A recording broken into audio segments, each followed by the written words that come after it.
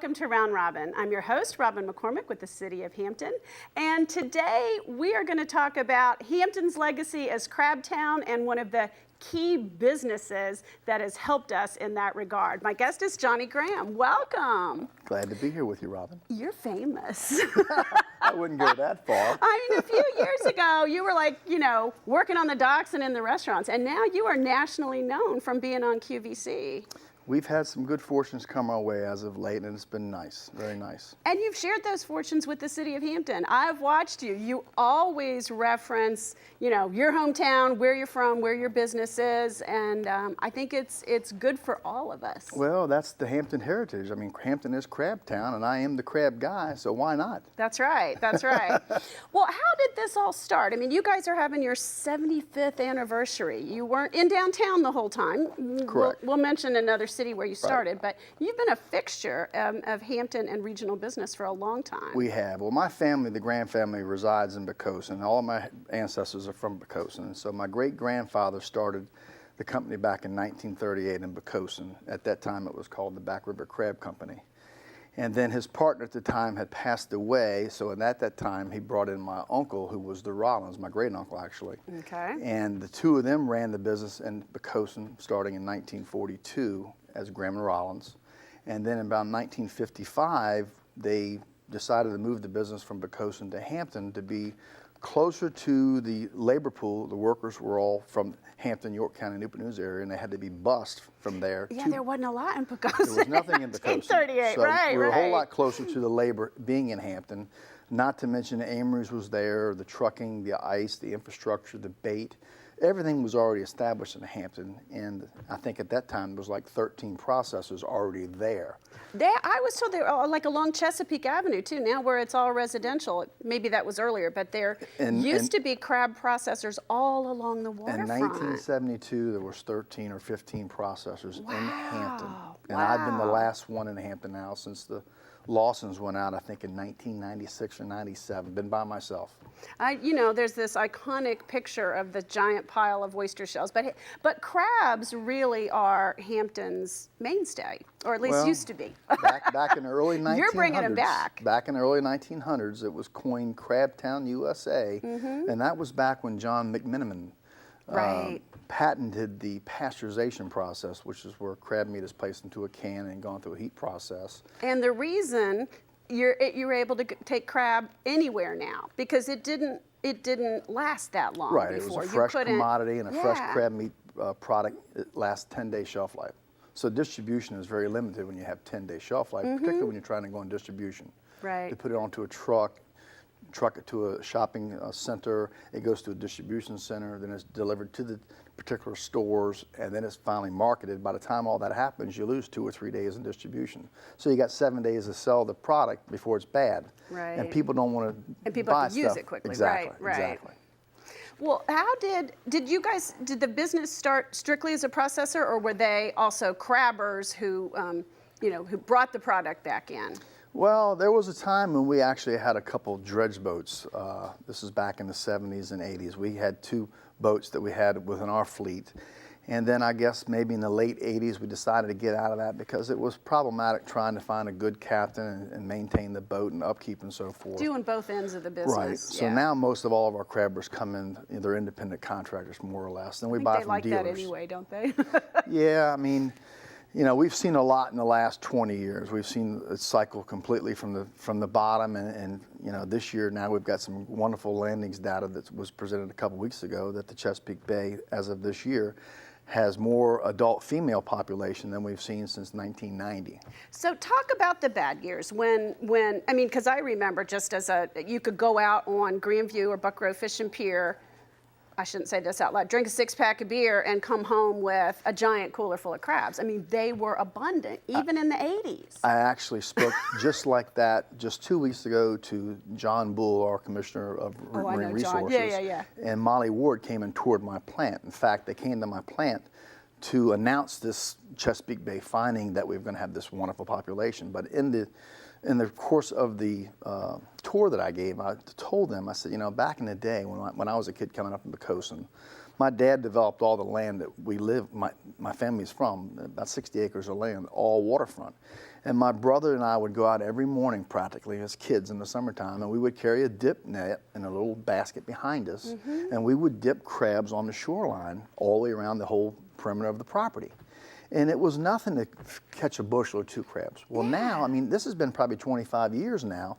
There's not been much presence of crabs around the shoreline, not to mention oysters. Right. And now, in the last year or two, we are seeing both the crabs and the oysters around the shoreline like it used to be. So it's the regulation and the limits. It's the improving the health of the Chesapeake Bay and all More the so. very expensive things that we have all done to reduce runoff, to clean up the bay, to, you know, street sweeping and all of those things that help keep pollutants from going in. Absolutely. It's a life cycle. It's a domino effect. If you take one of those components out, when I speak of the cycle, you know, water quality comes from having oysters. Oysters are the filter feeders. Right. If you have clean water, you will allow the sunlight to get to the bottom to grow the grass beds. If you have grass beds, you have places for crabs to hide.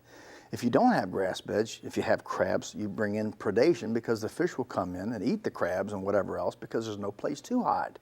So you have to have all these things within that circle, and you can't eliminate either one of them because they're all important. Right, you pull something out and it collapses. Exactly. And so right now we have a perfect condition, I feel, that things are really, really starting to come back and thrive even. Unfortunately, a lot of the infrastructure, a lot of the industry that's been around has all died off and is decimated because of the last 25 years. And we've been lucky enough to sustain ourselves doing other things other than crab picking, going on QVC. And so tell us how that started, because, you know, you are a well-known business in Hampton, but nationally, maybe not so much. So how did you end up on QVC? It's a very good story, and I will condense it. Okay. I was called one day from Joe Luter III. Okay. You know, the heir to the Smithfield Corporation, not the old man, but his son, who's more or less my age. And he called me because they were selling Smithfield hams on QVC channel for years, as Paul Dean was the spokesperson for their ham product. So he said, you know, I'm calling because I've just been aware that the company that had been selling crab cakes on air has been let go, and they're trying to find a replacement for the category. Would you be interested? I said, absolutely. You know, what do we need to do? And long and short of it is, we ended up flying up there and having a meeting with the buyers. And I presented 2 samples of crab cakes to go possibly on air, not knowing which one they were going to choose. We sat in this meeting and there was a cutting. And I'll refer to the good crab cake as the Cadillac and the lesser quality one as the Buick.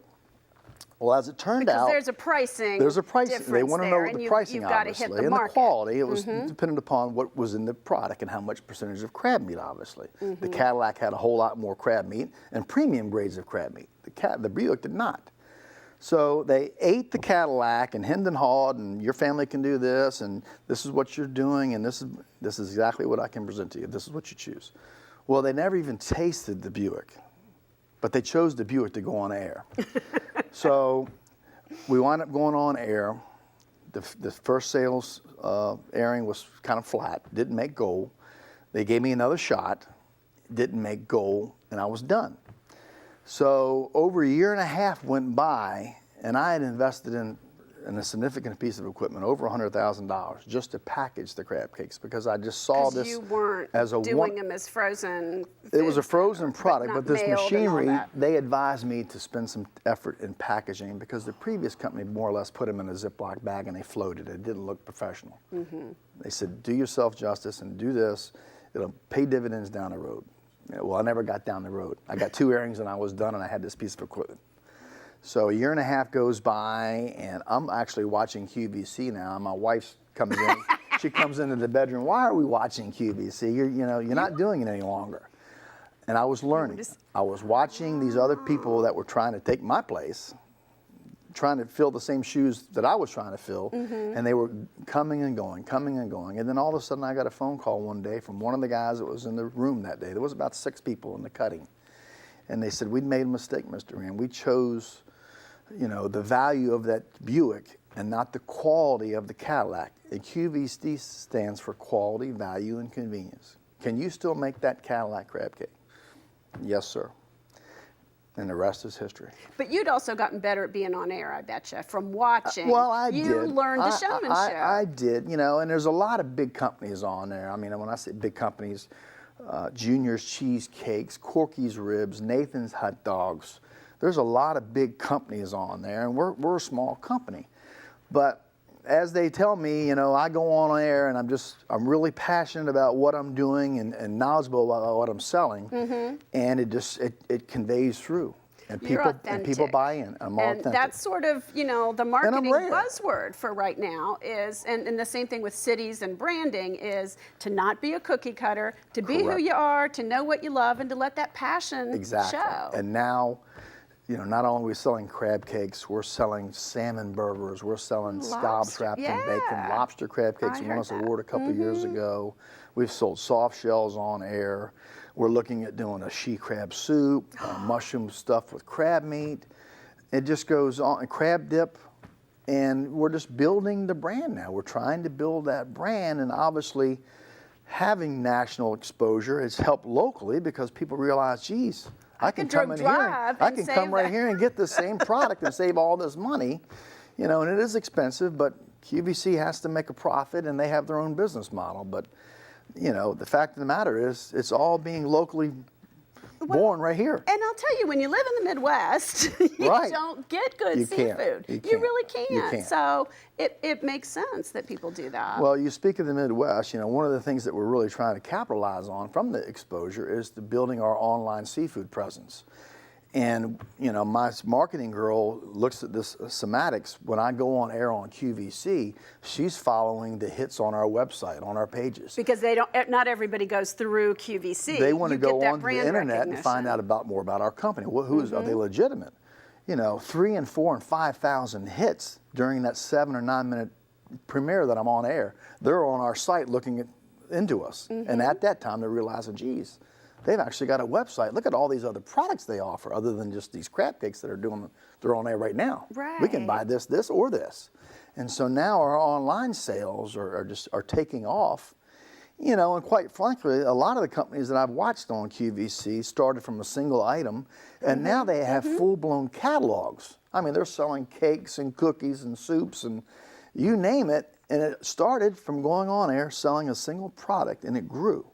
And that's what I'm trying to do, brand out and grow the brand of Graham Rollins. So you have crab processing, which is the core of your business. Correct. You have the food products that are pre-made, and you have a restaurant, and you sell. You're a retailer for all kinds of seafood that you don't process yourself at all, right?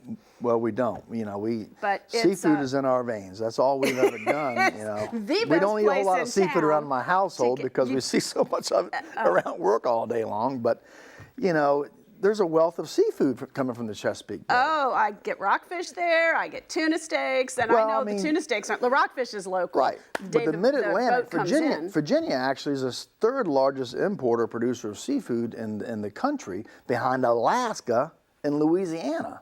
You know, so we got Maryland and North Carolina above and below us, and yet Virginia is outpacing both of those. We're in the center, right? So we are in the center of the Mid-Atlantic, and there's an abundance of seafood, not just in the Chesapeake Bay, but off our shores in the Atlantic Ocean.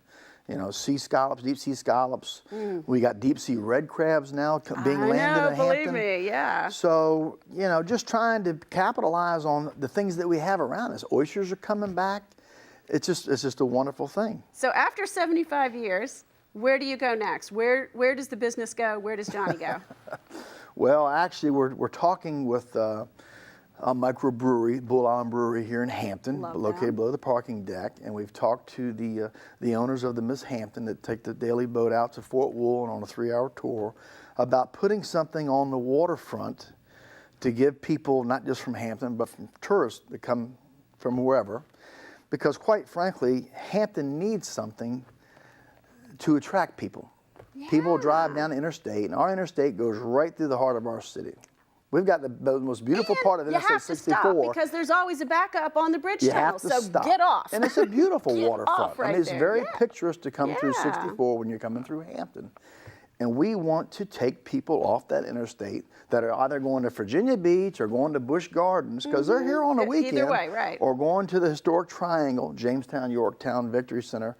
You know, they're here. So let's capture some of that here in Hampton. So what does Hampton have to offer? Well, we have a space museum, which is close to the waterfront.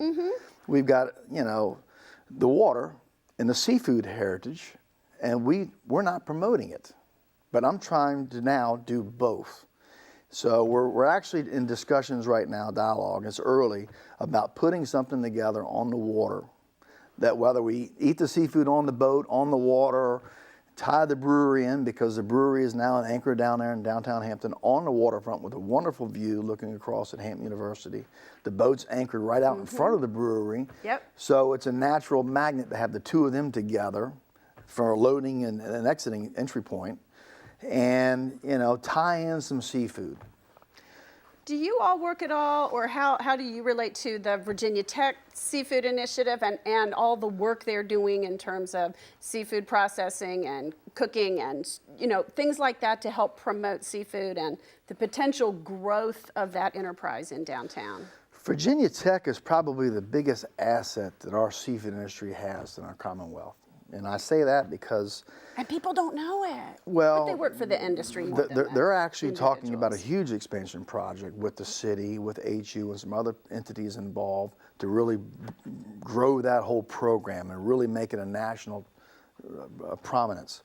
You know, the things they offer our seafood industry, you know, if there's ever a bacteriological or a pathogen-related incident and we need clarity as to where it came from, how do we kill it, how do we clean it, how do we sanitize, how do we properly wash our hands when we come to work, how long do you have to cook crab meat in the hot water when you pasteurize it, how long do you have to cool it, at what temperature do you have to hold the product at.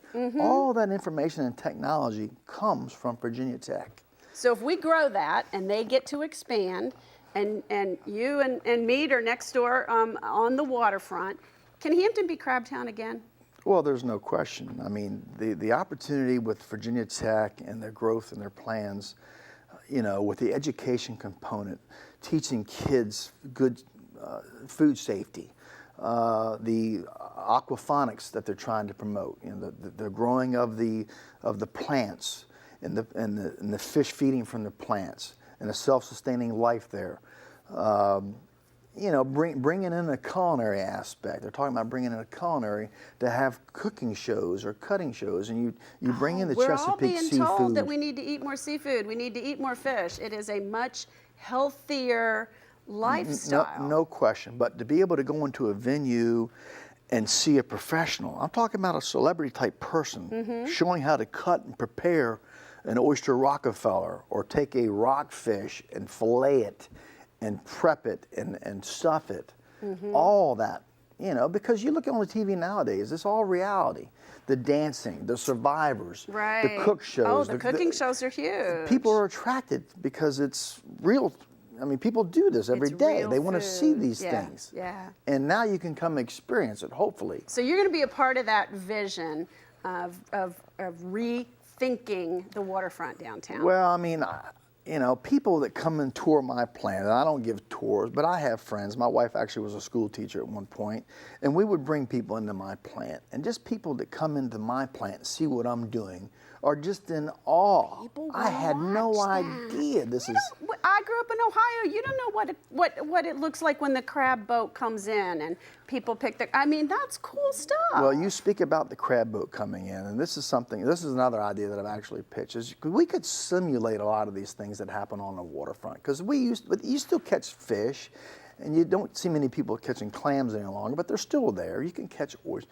You could simulate those types of things right in the Hampton Roads Harbor, and you could take a tour boat out there and pull the boat up alongside of this vessel that's simulating how things are done, pulling pots, pulling nets, and teach and show people how it's done. And then you could bring the boat back And you could go into this venue and then go see how it's cut and cleaned and shucked and filleted. Yeah. And then you could build a little. It's like a dude ranch experience, but it's a water. Exactly. It's a water base. And then you have a marketplace where people can come and buy and shop and take the stuff home with them. Yeah. Or if they want to come back love for the it. venue at night with the chef to learn how to cut and prepare it, bring that component into it.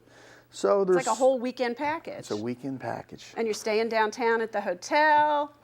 I love it. Exactly. I love it. So this is great. You're going to come back and tell us about this once we launch it, right? Well, we're having a meeting today at 3:30 to talk more about it. You know, we really want to kick it off very, very soon to tie in with the Blackbeard Festival coming up. And of course, the Hampton Jazz Festival is coming up. Right after that. Year-round, you are busy. You're either working on crabs or you're flying to Pennsylvania to shoot TV. Well, not flying, driving. Driving. But That's right. I've got a lot on my plate. But I've got some good people around me now, and that's what it's all about, you know, because I need all the help that I can get, and I can't do it all myself. But you're positioning for the next 75 years for your business. Trying to.